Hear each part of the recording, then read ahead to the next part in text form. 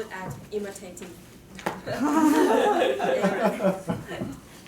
Next, our second speaker is a rising star. He's not only our professional cameraman currently, but also our new VP. Circle said he's pretty okay to be alone. He also thinks silence is important to us, making us precipitate and recharge. He usually does chores like wax his shoes, irons his clothes, and cleans his bedroom. Circle is going to give his C3 speech. The title is pretty special, Pale Justice, and it sounds very Circle. Let's welcome Circle.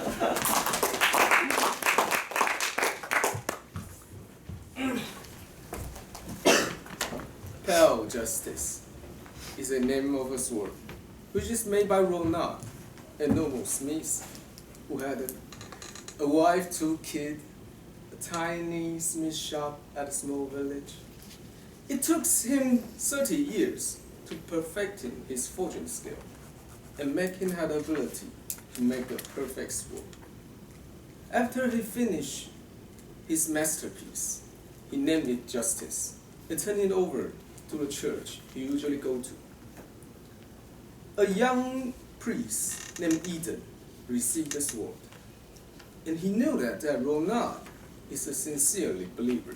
So he promised Ronald that he will ask all his brothers to pray for the sword. But the thing is, most of the priests in the church didn't really interested about that sword because it just looks normal. The sword is made in iron. The blade is blank, almost pale. The handguard is made in brass. Also, it got a wooden handle with leather cover on it. In short, it's just like any sword you can buy from any store. First, few priests and Eden pray for the sword day by day. But after a year, there is no any single sign show on the sword that the sword got blessed. Then another 10 years passed. Eden became the only one who still pray for the sword. And here comes another 20 years. One day, here visit a priest from capital with his bodyguard. And when he saw that Eden and his sword, he said, "I heard my colleague mention about you and your sword. Now I finally see it. I realize that why it never got blessed.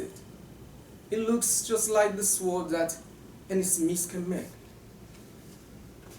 Eden was so shocked, like he was hidden by the thunder. Then he smiled. He walked through the altar and took the sword down. Priest from capital became curious. He said, "So you finally gave up on praying on the sword?"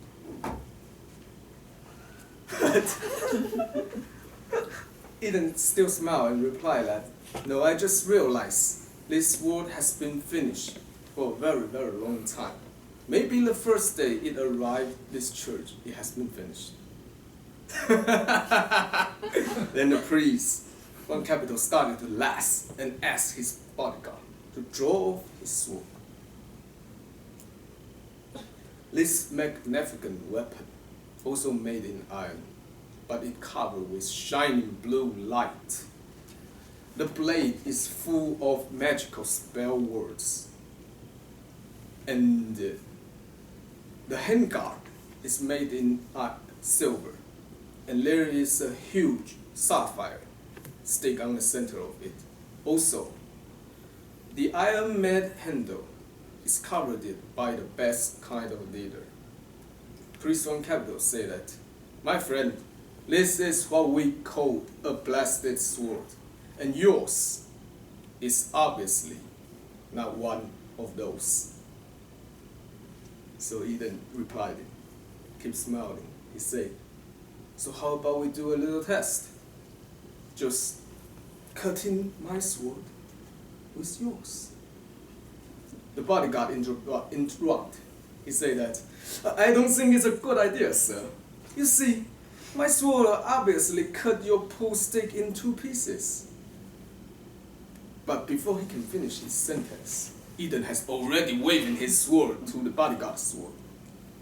The moment they impact, the blue light disappears.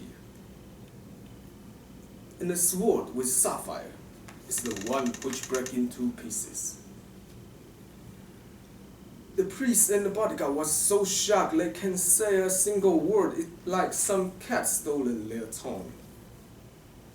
Then Eden keeps saying, I also expect that our God will bless this sword with fire or lighten pattern to highlight his power.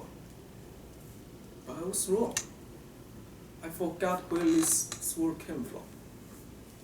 A simple man with pure charity. Just like the name Justice, it belongs to every of us, no matter young or old, poor or rich, soldier, farmer, in the war, at the field. Justice is every of us.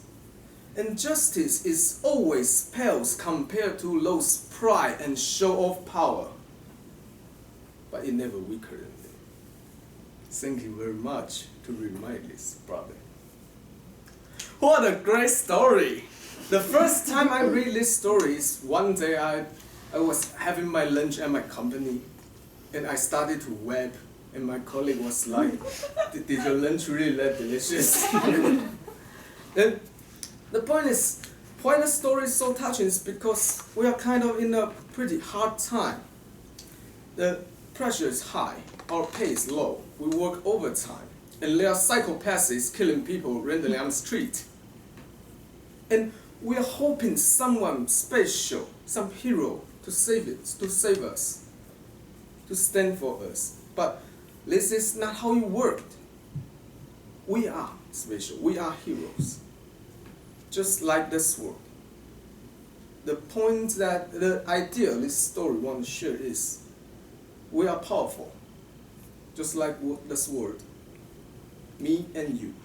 We are powerful beyond measure. And this is my speech today. Thank you.